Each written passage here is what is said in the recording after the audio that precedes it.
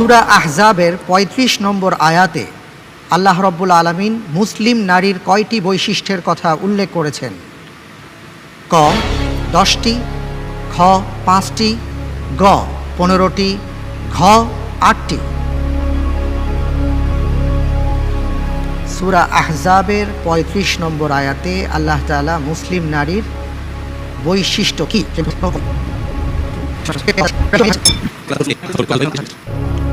সূরা ফাজরে যে কয়টি ফজিলতপূর্ণ রাতের কথা উল্লেখ করা হয়েছে সেই সংখ্যার সাথে মিল আছে। শায়েখ এই কথাটি আপনাকে বললেন। সূরা ফজর, জি, যে কয়েকটি রাতের, হ্যাঁ, যে আমি ইনশাআল্লাহ অপশন বেছে নিচ্ছি ক 10টি।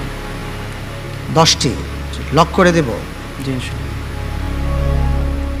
লক করে দেয়া হোক ক 10টি।